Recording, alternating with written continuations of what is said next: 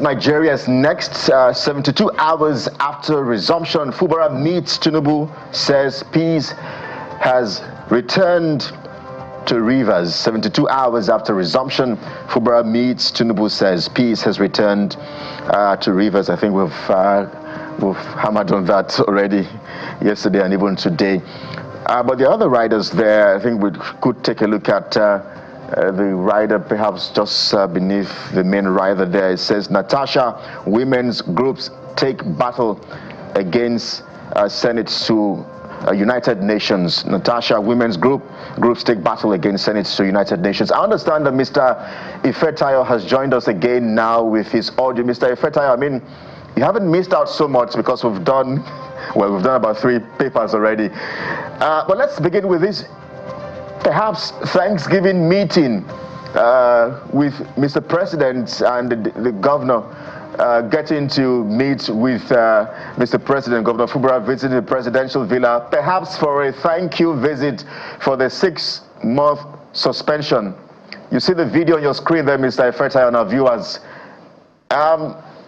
Is this a reflection of the kind of politics that we play in this part of the world? No, I mean Abuja, of course, but yes, saying he came for the thank you visit. You will remember that just a day before the suspension, so the state of emergency was declared. The House, the Rivers State House of Assembly, they have already make a motion, to impeach the governor, which might also result into chaos and all of that. And of course, I was listening to Bukola, saying that I'm sure he was grateful for, they said, half bread is better than none, that he was able to be back and they resolve everything politically. This is how far you can go. But I think in democracy, the man should have been left to do his job, what he has promised his people. But this is how it is in Nigeria. Sometimes it is Godfather that dictates how far you can go. It is Godfather that dictates what you can do, what appointment that you can put in place. But I'm sure since he's back now, he needs to recover the lost time and the last 6 months which are taking Rivers State backward.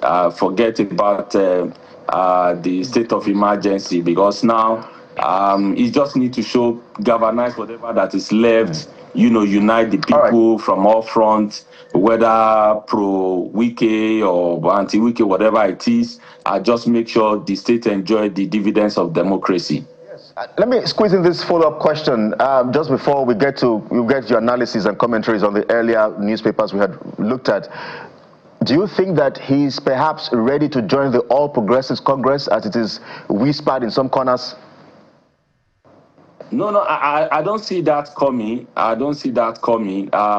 Just like if you look at it, even when he was called back, if you are to be somebody who is desperate, to hold on to the power, I'm sure immediately it still took him even almost 24 to 48 hours before he resumed, and he just felt that let the will of God be done anyway. But I don't see him joining APC based on what we have heard from the filler. Just finish your time, but I stand to be corrected.